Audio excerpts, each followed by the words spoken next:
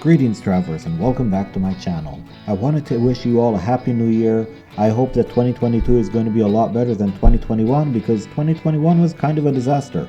Now let's get this show on the road. So initially I was planning to do this video as an interview with someone that loves Dragonlance and knows about it way more than I do. So I contacted Adam from the Dragonlance Saga YouTube channel and asked him to come on board and speak with me about the War of the Lance. And happily he said yes. It was a fantastic interview. We talked about the War of the Lance, about the companions, but the problem is we started jumping from one place to another, from one instant to another, talking about stuff that happened 150 years ago and then jumping back to stuff that are happening in the future with Mina. It was a beautiful disaster. So I'm making this video to set things straight so you won't get too confused in the conversation that I had with the Dragonlance Sage. Now let's dive deep into the world of Krynn and the War of the Lance.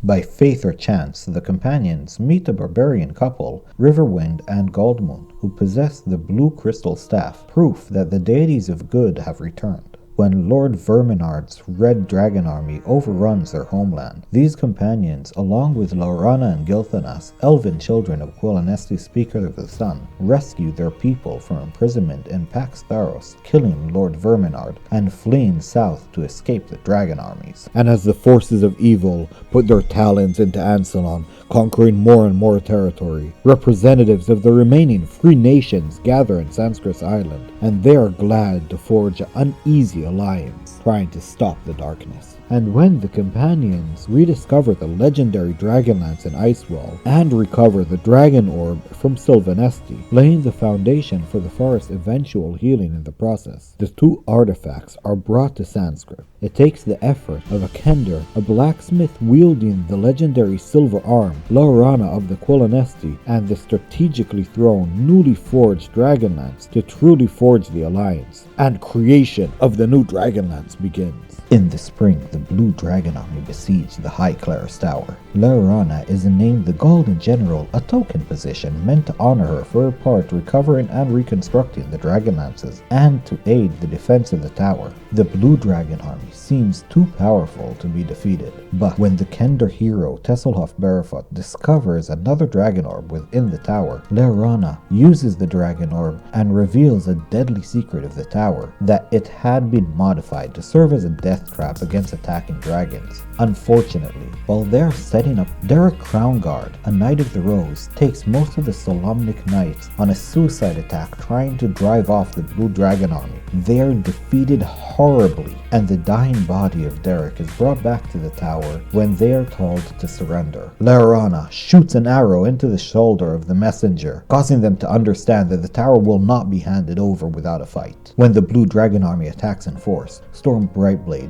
standing on the battlement, challenging the Dragon High Lord, where she attacks and kills him. But his bravery gives courage to the rest of the knights and gives them the delay that they needed to activate the trap. Once Laurana puts her hands on the Dragon Orb, she summons her entire will to control the orb, and funnily enough, she is able to. The gates are sprung open and the dragons fly into the trap, where they are caught in murder holes and killed by Dragonlances. Moreover, the Dragon Orb drives the Draconians crazy, who just scatter to the wind, and by that they are able to defend the High Claris Tower and defeat the Blue Dragon Army. In the same time this is happening, a special force of knights, aided by the Elven Prince Gilthanas and the Silver Dragon Silvara, successfully infiltrate the city of Sanction, discovering the secret keeping the good dragons out of the war, when it is revealed that many of the good dragons' eggs were being used to create Draconians. The metallic dragons are freed from their oath and swiftly enter the war. After the defeat of the Blue Dragon Army by Laurana at the High Claris Tower, she gathers the army of Palantis, the Knights of Solamnia, and the good dragons, and together they start fighting back.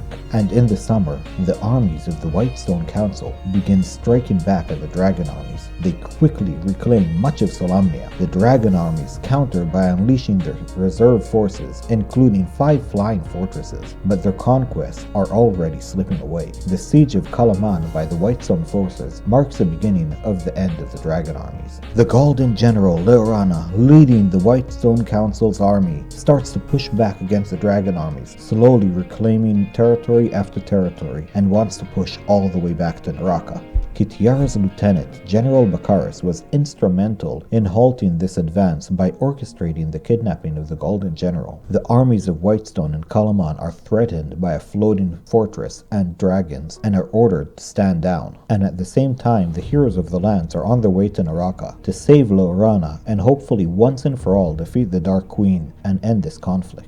By fate's hand, the heroes of the lands find Berem on their journey to Naraka, though it cost them the life of their friend and companion, the Nydir Dwarf Flint Fireforge. As evil rallies its forces around the twisted form of the Dark Temple, Berem sacrifices himself, reunites the gem with the Foundation Storm. Then, as his sister's spirit is released, the temple crumples, destroying Takhisis' gate. Almost simultaneously, Tennis Half-Elven, the hero of the lands, strikes down Lord Archeon, the lord of the Dark Queen's armies. After killing Lord Archeon, Tanis drops the Crown of Power, which causes mayhem as every single one of the Dragon Eye Lords wants to take it for themselves. In this chaos, Tanis, with Laurana, escape from the temple. The destruction of the temple bars the Dark Queen from entry into Krynn, and the death of Lord Archeon brings to the collapse of the dragon armies. Each one starts fighting with each other, trying to gain territory and power. The dragon armies are then scattered across Ansalon, retreating to remote corners of the continent. Dragons, both metallic and chromatic, retreat as well. The Whitestone forces hurrying the dragon army for a number of months, driving them back to territories they had managed to halt throughout the course of the war. Still, the Solamnics, elves, dwarves, and their allies could not maintain the prolonged route, and they returned to their freed lands near the end of the summer.